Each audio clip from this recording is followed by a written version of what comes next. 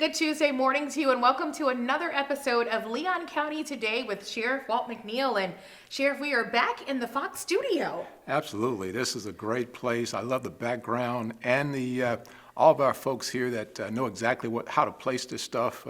In the other location, they had to work at it, but they're home now. Yes, the production crew here, Chuck and the guys, do such a wonderful job. They absolutely do. We are happy to be back here, and we've got a hot topic today. I think it's a topic that there's a lot of discussion in our community about mask wearing. Here we are well over 6 months into the pandemic right now, and some people are feeling a little fatigued about just all of the protocols that are in place. Well, I too am fatigued. My family and I, we feel like we're in hibernation, and I know the rest of the citizens do as well. But the truth of the matter is, it is the way in which we fight this pandemic. It is the way we keep our communities safe and the way we keep our families safe. And if we've got to wear a mask, if that's the environment we're in, we're Americans, we adapt, and we know how to get through situations like this. And I'd just like to see us all working together, not these fragmentations that are taking place in our community, and the politicizing of it as well. I'm very concerned about that, but we in law enforcement, we're not on either side of those political issues. We're focused on what we do in terms of public safety to keep this community absolutely safe. Right, and some might say, why is this such a concern for law enforcement? This is something for the medical community, but this is definitely something that's always on our radar. Well, absolutely. When you're the sheriff of Leon County and you have a population of about 900, sometimes 1,000 people who are in your care, custody, and control in our detention facility, that's a significant number. And those families out there who have their loved ones incarcerated with us, believe me, my phone is ringing all the time, and they're talking about how are you keeping my loved ones safe during this COVID-19 outbreak. And quite honestly, it's a daunting task to do that, but it requires all of us working together. And that's the point I get across to our citizens. And our men and women are really out there on the front lines of the pandemic. Yeah, absolutely. Not to mention that every day our deputies are putting themselves in harm's way. They're going into circumstances where people are not wearing masks. And because of those circumstances, I will tell the listening audience that we've had a number of our deputies come down with the virus.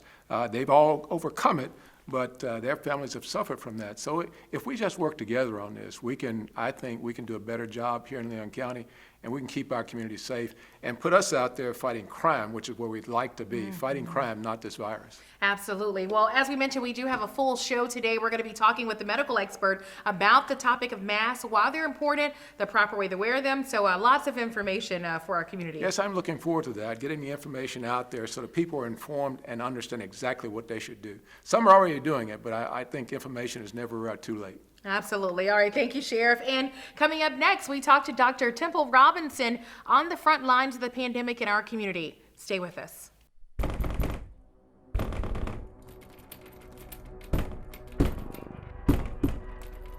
In times of stress, such as quarantine, what goes on behind closed doors can be terrifying. But you don't have to suffer in silence. Help is here. Love is not controlling. Love is not frightening. And love is not violent. Love is respect.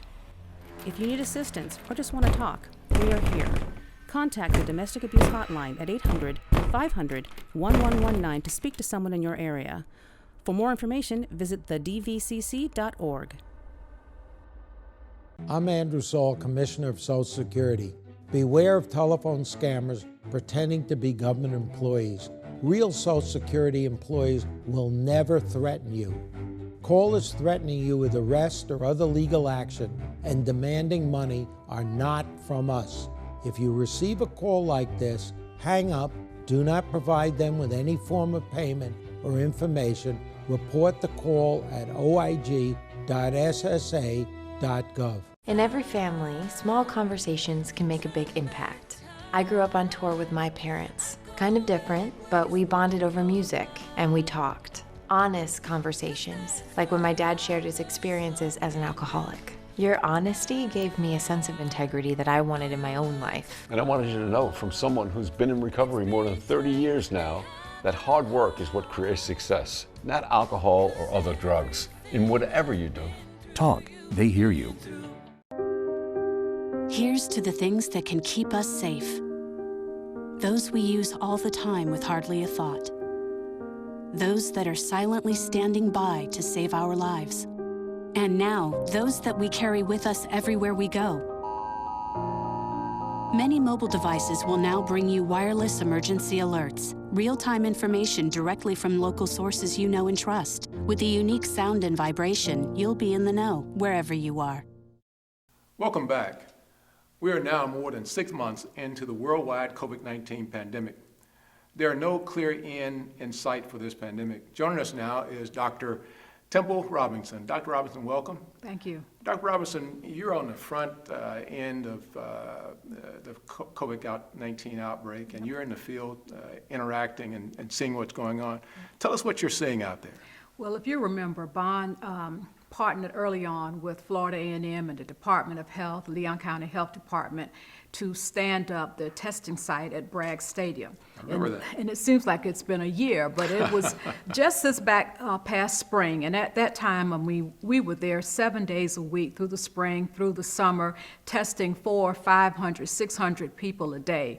And one thing we were very happy about is that we didn't have to test and endure a hurricane. This has been a wild 6, 7, 8, now going into 9 months, something that we've never experienced and something that we hope we never experience again. So what we've done recently now is that testing site has been outsourced to a private company, and we have redirected our resources now. So you'll see our pink mobile unit, and we're out in the community, out in those areas of the county, testing people and providing primary care for people who may not be able to get to a testing site or may not be able to come into the office. We've also changed, like most doctors, how we're doing things in the office. A lot of the visits are via telemedicine, either on the computer or on the telephone. And, recently we have now looked to go through our own reopening and putting in those safety precautions like most of the businesses are doing in town. So, the screens and screening centers and plexiglass and spacing things out. So it's been a very trying time, but as I say, we're all in with you. All right, I love that, all in. Yes. Dr. Robinson, I keep hearing that the winter months will make a difference, and we're heading into the winter months. Yes. What makes it so that the virus increases during the winter months? What's going on that makes that happen? Well, in Florida, in Tallahassee, even though some people say we're like southern Georgia, we really don't even do well with cool weather here. We run inside when the temperature changes. And so if you think about being inside, and let's say you have 4 or 5 people in your home or 10 people in your home, and somebody's cooking a good meal, even when that meal is done, the aroma of that meal stays in the house. And this is what we're concerned about, that we're going to be gathering inside, that the virus may aerosolize, if you will, and stay inside in a confined space because you don't have that air exchange like we have in the summertime or spring where we can open a window or be outside and so forth. So it's not necessarily the temperature itself, but it's because we're going to be so close together and we're going to be in indoor settings. Okay. Mm-hmm. Dr. Robinson, I also hear quite often people talk about the mask, that I hear some saying the masks aren't making a difference, some saying it's a hoax. What would you say to the people out there about wearing masks? Well, I'll say a lot, but I'm going to be very careful. We're coming into flu season. And one way we predict how severe a flu season we're going to have in the United States is that we look to see what's happening in the Southern Hemisphere. And this year, it appears that the impact and the spread of flu in the Southern Hemisphere has been greatly diminished. And we're thinking that it is because they have been so adherent to mask wearing. They're wearing masks to protect against COVID, and now we're getting the added benefit that you're protecting against the influenza virus too. So masks make a difference. So it stops the spread. Stops the spread. Thank you, Dr. Robinson. Don't go anywhere. We'll be right back with more from Dr. Robinson next, including what kinds of masks to wear and the proper way to wear them. Stay tuned. Every year, the Salvation Army serves nearly 30 million people in need. That's one person every second.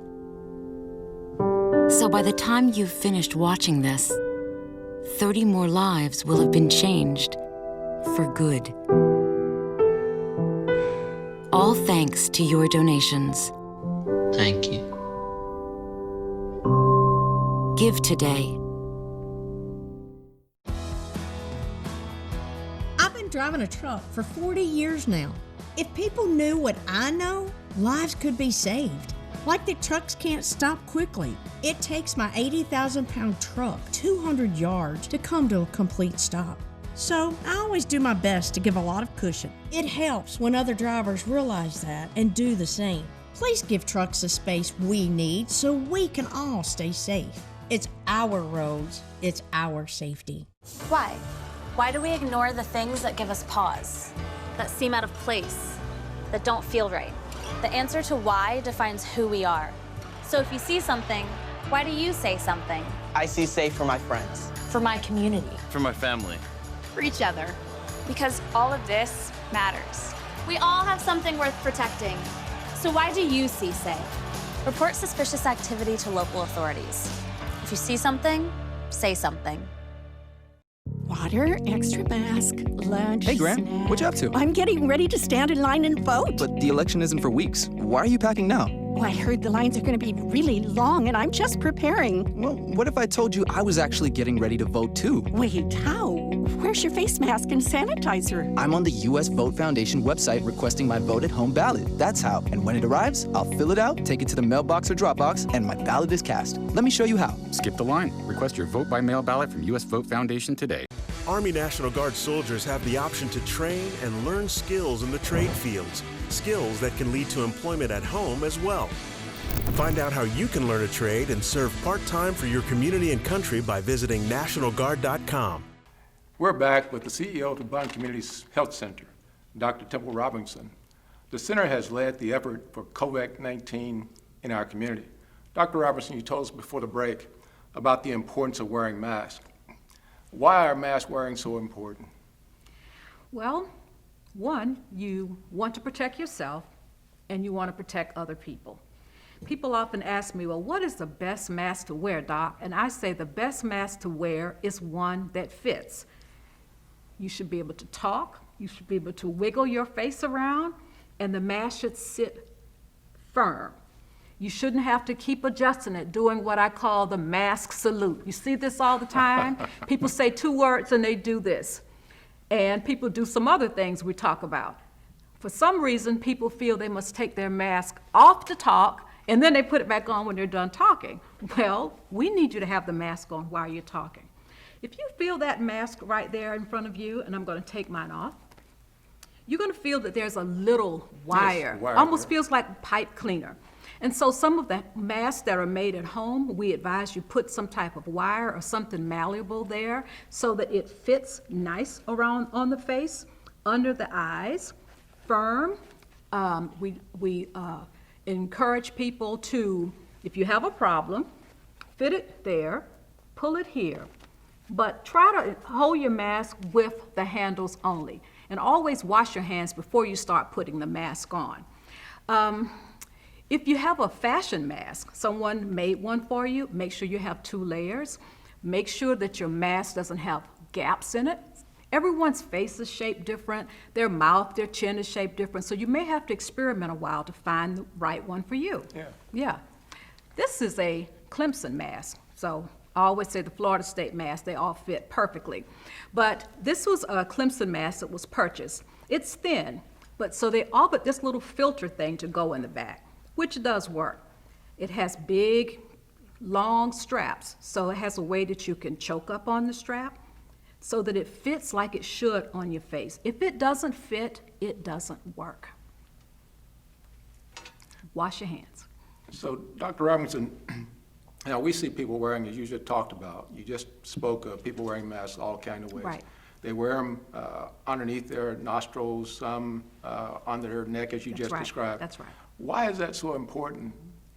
I mean, in terms of not covering your nostrils. Well, I tell people it's not a chin guard, it's not a neck scarf, it's not a blindfold. I've seen people wear them over their elbow, being cool, hanging off the ear. It's not an earring. Because the germs are on the outside, your germs are on the inside, the other people's germs are on the outside. So when you take it off and you pull it down under your beard, you're just smearing all of this mess around up under here. Most people are not washing their hands, and most people are not putting the mask back on appropriately. So you're dragging germs everywhere. Now, what really surprises me is that the number of people that wear the mask and their nose is out, or half of their nose is out, so it's dripping on the top of the mask. You think about the COVID testing. The first place, predominant place that we go to test for COVID or COVID DNA is in the nose. It's coming out of the nose. Yes, it's coming out of the mouth with droplets, but it's coming out of the nose. So you need to have your nose covered. We have a little joke that we say that if your mask doesn't cover your nose, it's like a gentleman putting on his underwear and he doesn't cover his particulars. It's just not worth it. Why do you even have it on if your nose is out? So over the face, over the mouth, this area closed. And if you need to take a little break at work, so let's say that you're at work and you have one of these masks on. Just get a clean lunch bag. Doesn't have to be brown, it could be white, it could be any kind of bag. Take your mask off, put it in here, do what you need to do. It's even got your name on it. Or if you have one of these masks, this is the outside, this is the inside.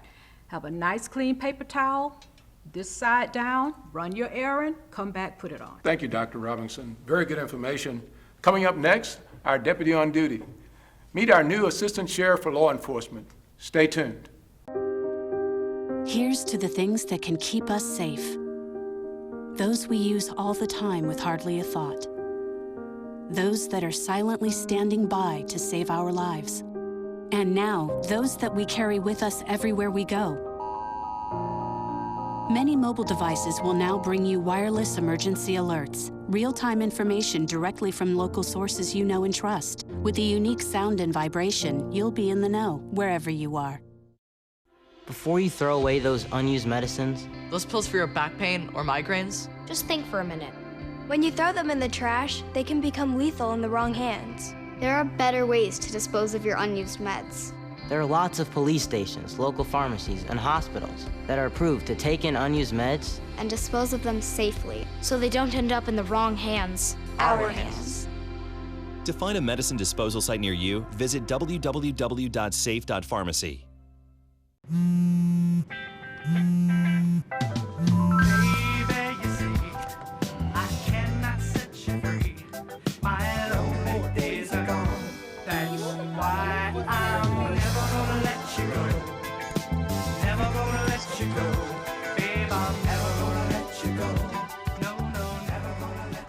Here you go. Thank you. Thank you.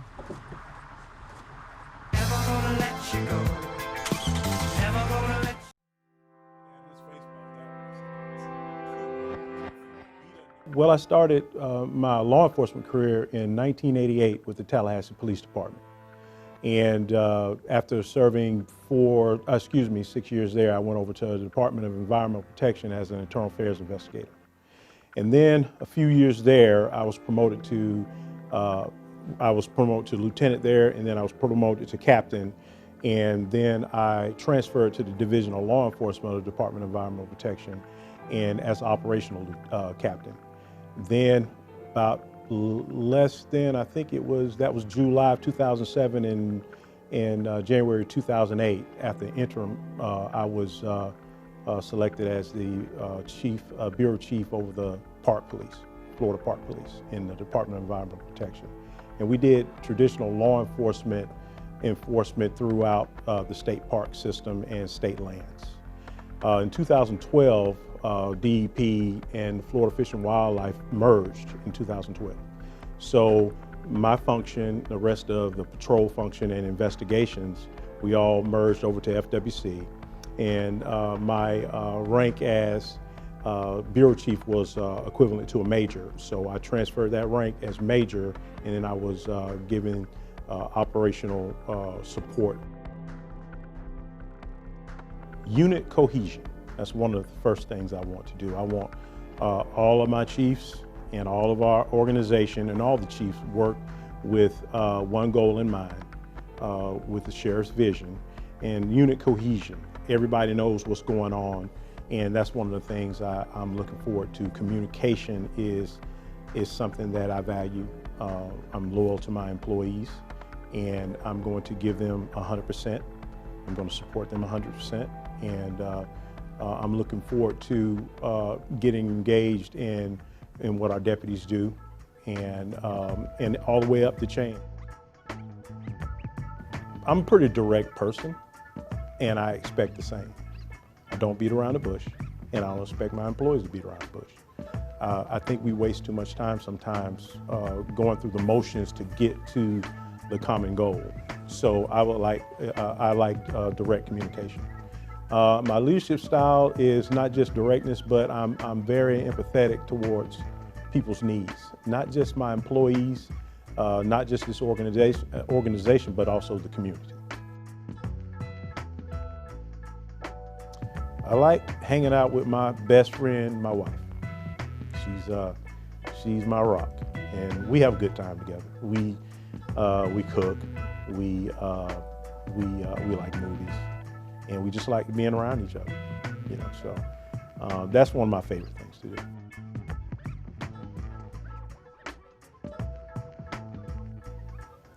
I think barbecue.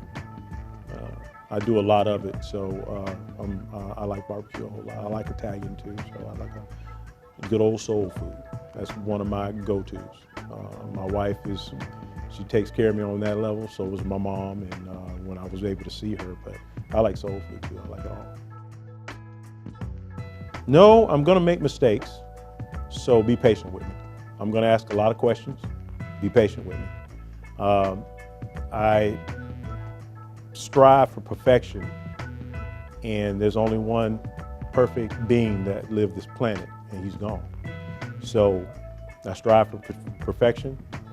I want to attain perfection, but I will accept excellence any day. So that's my goal, excellence. I was talking to the sheriff yesterday about this too. It's like, you ever see the TV shows or back long years ago when they would have a horse or a mule and they put a carrot out in front of them. And it keeps going, keeps going. That's what I think that perfection is. We may not be able to attain it, but we can still walk after it. We still try to reach it. But if you strive for perfection, I think you can actually reach excellence. I think it won't be that hard. So that's what I think we need to focus on. Just 30 seconds of your life will echo through history. New for this fight. To free their children. This country. The President of the United States.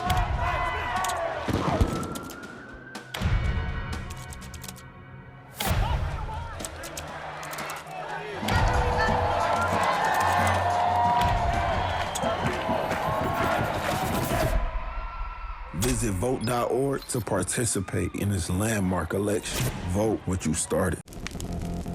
In the wake of a natural disaster, it's easy to ask, what difference can one hammer make? At Toolbank, we ask, what difference can we make with a hammer? We lend hundreds of tools to help communities respond and recover after natural disasters. But these tools do more than just clean up. They help restore hope, build communities, and foster opportunities to pay it forward. At Toolbank, we believe in making a difference, one community at a time. Some things in your medicine cabinet are more dangerous than others. When it comes to prescription drugs, opioid pain medicines can be addictive and even deadly. Half the people who misuse prescription pain medicines get them from a friend or family member. Be part of the solution. Go through your medicine cabinets, drawers, anywhere you keep unused opioid pills, patches, or syrups. Find out how to dispose of them safely. Visit fda.gov/drug disposal.